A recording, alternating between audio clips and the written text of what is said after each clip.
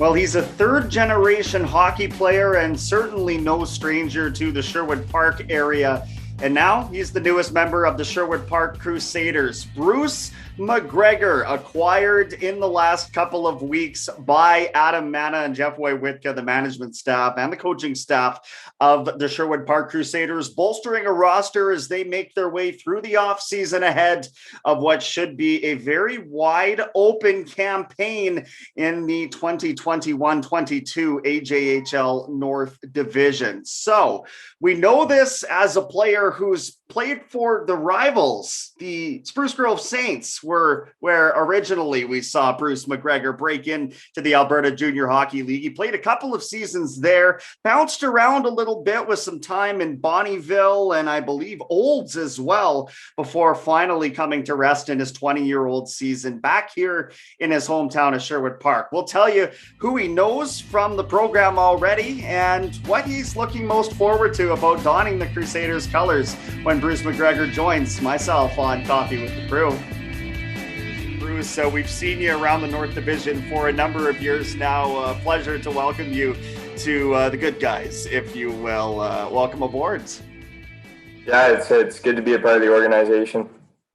Glad to have you on, my friend. And let's start with the namesake. Bruce MacGregor, obviously named after your grandfather. I know your father, Brad, a lot of hockey in your bloodline. So why don't you tell us a little bit about your family history and how it ties into hockey in the Edmonton area?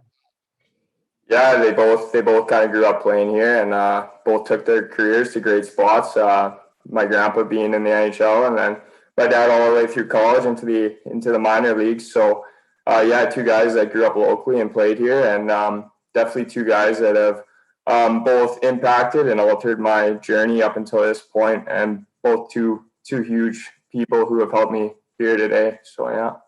And I know that your father, Brad, before playing at Boston University, actually had a cup of coffee for a season with the Sherwood Park program back in like 82, 83 or something along those lines. So special for you to be able to put on the same jersey that the old man did back in the day.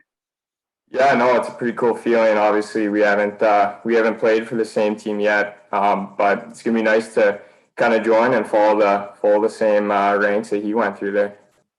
So three teams for you in one of your AJHL seasons, but we know you most from your time, of course, in the Suburb Series, as we know it, when you were playing as a member of the Spruce Grove Saints. So just talk about sort of being on the other side of the rivalry. It's a real rivalry, isn't it, when you're talking about the feud, so to speak, and how they feel about Sherwood Park, and, conversely, on the other end as well.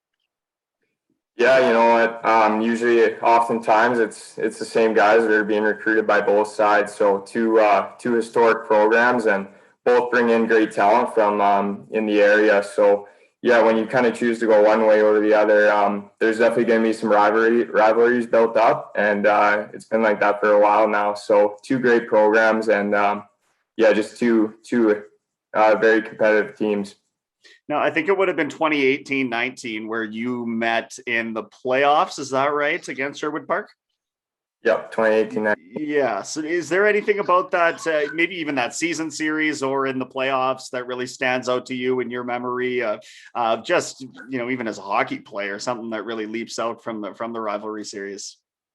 Yeah, obviously being a young guy, playing on a stage that big, I remember going into the playoffs and not really knowing what to expect, but once we got to that point, there's just media coverage. You're hearing the games on the radio, and even the fan support that came in. I mean, I grew up playing in the Sherwood Park Arena, and I've to this day never seen it as full it was in that series. Same with the Grand Prix. So two amazing fan bases that love to support their side of the team, I guess. How much did you guys miss that this year, and what was a year where there was about as much development done as possible, but in playing in front of empty buildings? I'm sure that must have been tough. Yeah, obviously we were lucky to just be able to play a year, whether that was in front of fans or not, but obviously you're going to miss those fans. They play a big role obviously in everyone's game, just bringing that energy level up, and it's definitely going to be exciting. Hopefully, if we get the chance to see fans back in the building. I know the Crusaders have a very supportive fan base. I grew up cheering for the team. So I know what that's like, and I'm excited to potentially see that.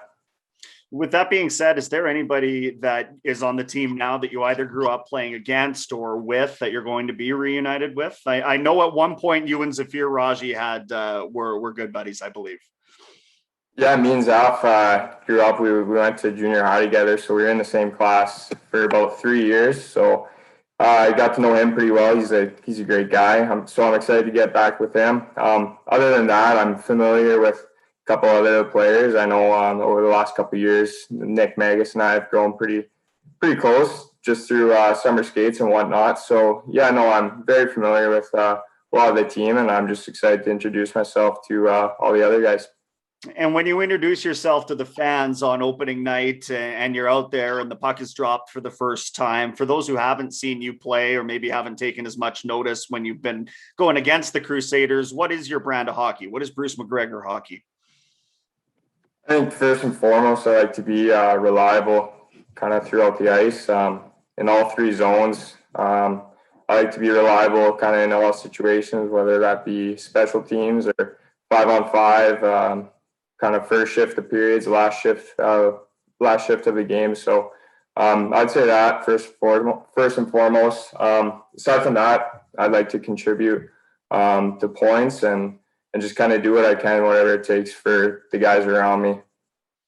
How about being a leader in this group? Obviously, having spent as much time around the league as you have now at this point in your career and being brought over, likely to fulfill a role alongside Zafir, alongside a guy like a Blake Sidlowski. Is that something that you feel like you're ready for, is to really be somebody that, the older guys can sort of rely on as they transition up into the league as you have? Yeah, I was lucky enough to have some great leaders when I was young, and I think just being able to play for up to this point, three great organizations. I think all three of those coaches have taught me a lot. I've kind of seen different systems and been around the league, so I've just met tons of different guys, built relationships with them. So I think I have a pretty good way of communicating with younger guys, and I'm looking forward to taking that into this season. That can't have been easy for you that you're getting moved twice, but maybe a blessing in disguise in the way that you just described it and some of the character building aspects, I suppose, of the journey that you're on. Is that fair to say? Yeah, definitely. It's never easy moving from one team to another. That part of it doesn't get any easier, but I think no matter where you go in this league, you're gonna wind up with pretty good coaching staff and great organizations. And at the end of the day, you're gonna build great relationships with teammates no matter where you go. So we look ahead to next season, and I'm sure you're excited to just have somewhat of a normal summer under your belt, a typical camp schedule and that sort of thing as we move forward with vaccinations back to normalcy. Expectations for this upcoming season in terms of your role? Are you going into it pretty open-minded, whether you're top six, bottom six, checker, scorer, that kind of thing? Or are you just going to play it by ear at camp? Yeah, I think it starts right now.